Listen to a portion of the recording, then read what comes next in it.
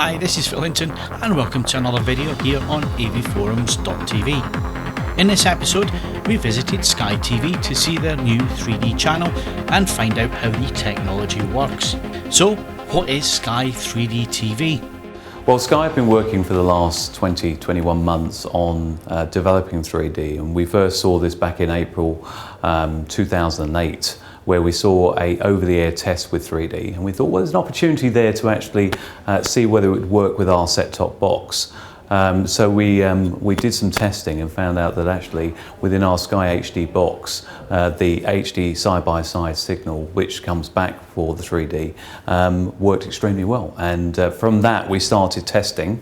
And it's been a gradual build-up, and the first thing we ever did was the Ricky Hatton fight back in May 2008, and that was a huge success, and I think it was pivotal to what we wanted to do and see whether we could actually do 3D here at Sky. And it took us to that next stage of development, and really over the last few months we've been honing our skills, learning what works, what doesn't work, and trying to write the book, because I think if people realise 3D's been around for many years, but the way that we're doing 3D now is slightly different to the old way of doing 3D, and certainly with the new technology and the way that TV sets are enabling us to actually display the 3D signal very easily, not just in a cinema, then actually we're now finding that we're having to write that book because there just isn't the information out there of how to do it. So it's a lot of learning going on. I think if you look at Sky, we specialise heavily in live outside broadcasts. So we have a lot of knowledge on how outside broadcasts work. We do about 120 a month. And so when we started doing HD, we learned how to do HD, and we learnt all the intricacies of how HD is put together, but we applied what we knew and what we've been working on for many years. And so we've taken it to that next stage. There's no doubt about it. 3D from a setup point of view is a little bit more complex, and when we first started doing it, we had cameras that were setting up and taking 3-4 hours to actually do. We're now down to about 30 minutes, which is probably a standard rig for an outside broadcast camera. So we are learning all the time of what works and what doesn't work. But the thing is, we don't need tape measures. We have a lot of equipment that's in our trucks that we've just had built that enables us to actually work out the right interocular and the right interaxle, all those words that you hear within 3D, which tells you the distance of that you need to be apart with those cameras. And we are learning what really works and what doesn't work. So we don't get our tape measures out because that's what we don't do in a normal live broadcast. But we do know how to start working with that new technology to make it work quickly.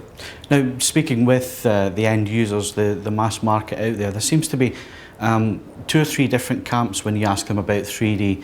One of the things is that people expect things to come flying out the screen at them in 3D. Now, that's not the whole point of the new 3D technology. No, it's not. And originally, I think people were, with 3D, expecting a lot of action coming out of the screen. And we learned very quickly that that's a very tiresome thing if you're in that cinema, in that home environment, and seeing things constantly coming out of the screen.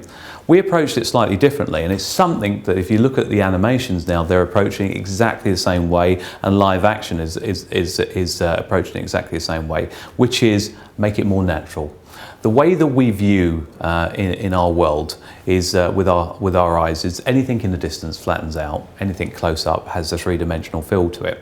And as I said earlier, we are trying to make more of a natural feel to the way that we view our content. So if we put too much 3D depth into a distance camera, it seems unnatural. It doesn't seem right. But equally, it's just the science behind 3D as well, and it's the science behind the way that our eyes work within the natural environment, which is you can't make something 3D that by its natural distance isn't 3D. So if we're looking with our eyes, it's not 3D. So what we're trying to do now is we're trying to lower our camera angles. So we're not forcing the fact that we're trying to make it more 3D than it really is. What we're trying to do is bring it down to lower angles in grounds and actually allow the 3D to be more natural. So what we're working with is working with the clubs to find those great vantage points to actually get those camera angles. And only recently, last night, we did the Spurs Arsenal game, and we found a great position. It's not the high vantage point, it's midway down, it's working really, really well. But you imagine now we've got to do that with all 20 clubs, and constantly we've got to put infrastructure in to be able to do that. So it's a gradual process, and we're learning what works and what doesn't work. So I think what you'll see is a development of great camera angles coming as we start finding where the best positions are in those grounds. But there's no doubt about it, if you look in the distance, it's going to flatten, and if you're close up, it's going to be three-dimensional. And what we're now trying to do is make it more natural by bringing it down. Well, one of the big issues at the moment is that people are going to have to go and buy a new 3D TV if they want to view 3D. They're going to have to buy a new Blu-ray player. There's some manufacturers saying that they need to go and buy a new AV receiver if they're putting the video signals through that. When it comes to Sky, do they have to buy anything new, or can it work off the existing HD box? That's the beauty of the existing Sky HD box. It works. So basically, if you have a Sky HD box, it will receive our 3D signal. So they know confidently that when they're buying 3D and they're buying a Sky Plus HD box, it is absolutely capable of doing that. Where it comes to the 3D TV sets, that's a choice that the people have. But I think you'll notice more and more the manufacturers coming standardizing with 3D out with their high-end TV sets. So standard HD box used in exactly the same way as they would normally use it within 2D, and they get all the functionality that they would normally get within a 2D transmission. Now, there is a distinct lack at this moment in time of content. Some would also say that the TVs are only just coming to market. So how do you see things progressing in the next, say, 6 to 12 months? Well, I'm really heartened to actually see, certainly from a Sky perspective, we're investing heavily in looking at starting to commission programming, and obviously from a sport point of view, we're constantly looking at what we're going to be doing and the next sports that we're actually going to be doing 3D. So we're going to be really ramping up and producing a lot more content. But what's good as well is what you're seeing is there are so many movies coming out now in 3D that those will be ready for Blu-ray when those Blu-ray players come out to start playing back 3D. So I think by the middle of the year, you'll start seeing a real move for more and more content coming out there. And like everything, as soon as people buy more 3D TV sets, there will be more content out there. So it will be a perpetual movement of getting more and more content out into the marketplace.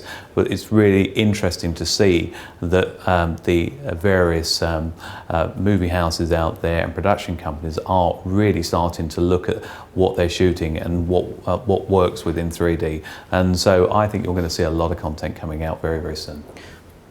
So you are a pay TV channel, so I have to ask the question, will end users be expected to pay extra for the 3D channels? Well, if you're a premium subscriber already for sports, movies and HD, you'll get this channel by default. The reason we do this is not just a sports channel, not just a movies channel, not just an entertainment channel. We enable it to be all of those things, and we want to ensure that you receive all of the content. And this is why you have to be a movies, sports and HD subscriber. And the final question, and it's one that confuses a lot of people, is that we have two different technologies coming to market. We have active and we have passive. Now your system works in a passive way, it's a side-by-side signal. So people with active TVs, they're going to be able to watch your channel? Yes, we don't make any distinction between whether it's active or passive. We're transmitting a side-by-side signal, which an active TV will work with and a passive TV will work with. And we've been speaking to all the manufacturers before they release their TV sets to ensure that they can just receive the side-by-side signal. Then the actual TV, whether it be an active or passive system, then interprets that the way it wants to. But we have no problem, it's completely compatible with both systems. So I think that's the important thing for the customer. They've got a Sky HD box and they want to go out and get a set. They don't have to worry about whether they're buying passive or active. It's their choice.